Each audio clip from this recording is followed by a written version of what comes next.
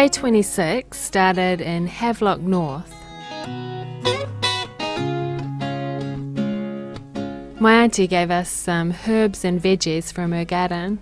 Sadly, it wasn't feijoa season. I love feijoas. Feijoa season in New Zealand is from March to June. These are tamarillos. They're usually picked around July or August. We left Havelock North and headed towards Gisborne.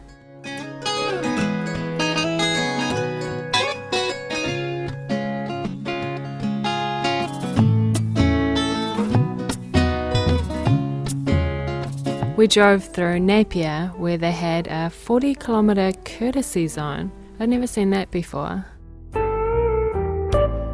Napier's famous for its Art Deco buildings, so we looked at the buildings and wondered which ones were Art Deco. Art Deco is an artistic and design style that began in Europe in the 1920s. Most of the buildings in central Napier were destroyed in an earthquake in 1931, which was around the time that the Art Deco style was popular.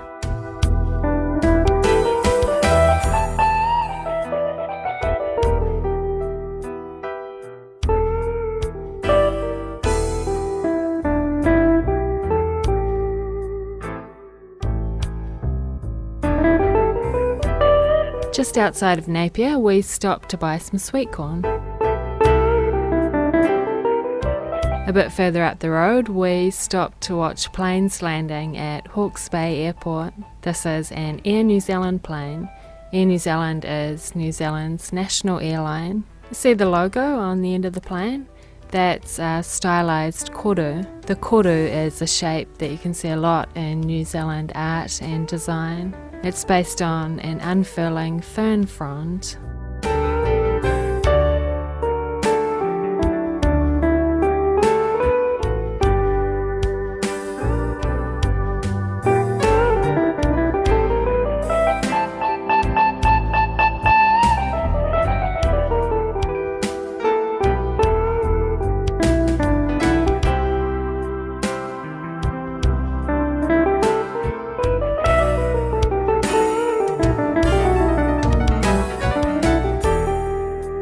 We stopped briefly at a camping area to stretch our legs.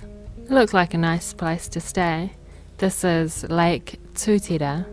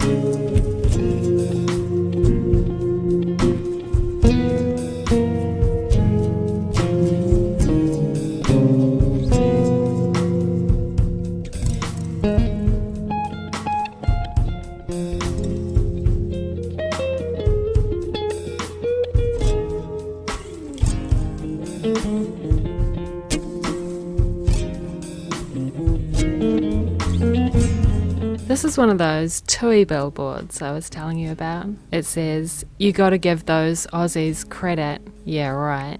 In Wairoa, we went to the supermarket and then found this nice place to have lunch.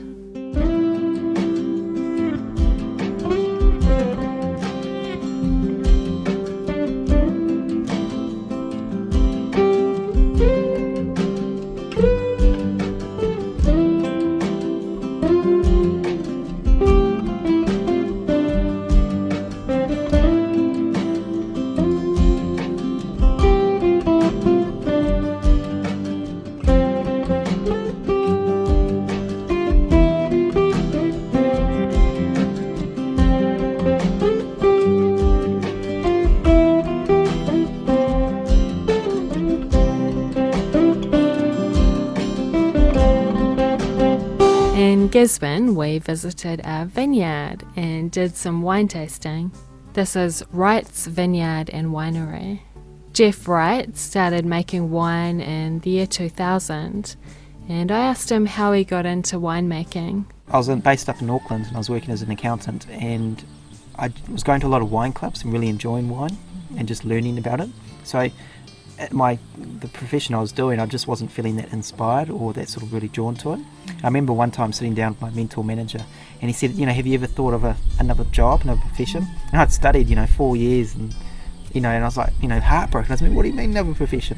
And I guess little things like that happened, and a friend of mine said, well, why don't you learn about wine and stuff? So I left Auckland and I came down to Gisborne and enrolled into the winemaking and viticulture course, and haven't really returned. And I didn't know anyone when I first came down here, and I just had my car and a few clothes in the back, and loved Gisborne. For me, coming from Auckland is so big and diverse, and Gisborne is quite wow.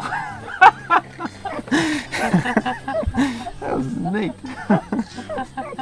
And Gisborne is kind of small and really friendly community, so I guess that's where I really found a connection to, and the lifestyle and the beaches. Yeah, and then after I did the course, I found out from my mum that my great-great-grandfather was one of the original winemakers up in Kumeu in the 1930s.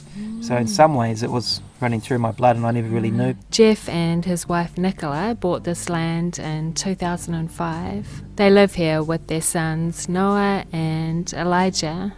The winery is currently set up inside 2 shipping containers, and they're in the process of building a straw bale house. Nicola showed us around the vineyard and winery and told us about how the grapes are grown and processed. Noah showed us his swing. They make sparkling wine using the traditional method. The wine sits in these riddling racks for at least a year while it's fermenting. Then this machine is used to freeze the sediment in the neck so it can be removed before the bottle is corked. These are Semillon grapes. They weren't ready to be picked, but I decided to try one. Nicola said they crush the red grapes by foot. The reason you do that is for a gentler crush, and also it leaves some whole grapes or berries left behind, so that what happens is that during the fermentation the pressure builds up the heat and then it will burst like that, and that's called carbonic maceration, which basically gives it a nice fruity, lighter style, what's called a Beaujolais style. The Wrights also grow olives to make olive oil, and garlic, which they sell at the local farmers market. That's all certified organic, that garlic as well. Jeff said Gisborne has a good climate for winemaking. This valley particularly has a unique microclimate to Gisborne. It's intensely hot during the day, so really hot, and that allows us to get the grapes really ripe, nice flavours come through. And at night time it's the cooler temperatures, which just allow us to help retain the acid in the wine and gives us good structure. And also this particular valley, it has an old, got a limestone quarry, so there's a limestone going around into the soil too, which they say really helps with the wines. Wright's wine is all grown organically and it tastes divine.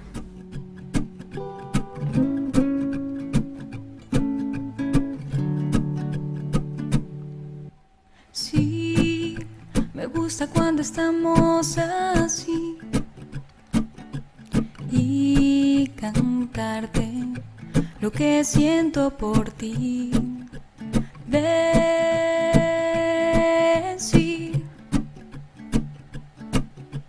que nos queremos y que nunca nos olvidaremos. That night we stayed at a camping ground by Waikanae Beach. It was so nice going for a swim after such a hot day. Razón para decirte, mi amor, que cada día que pasa me enamoro más de tu mirada y me gusta lo que siento en mí cuando estoy junto a ti.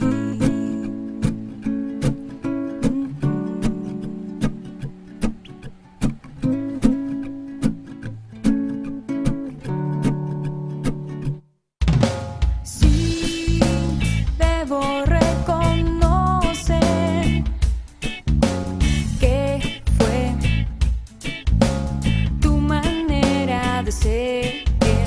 Y también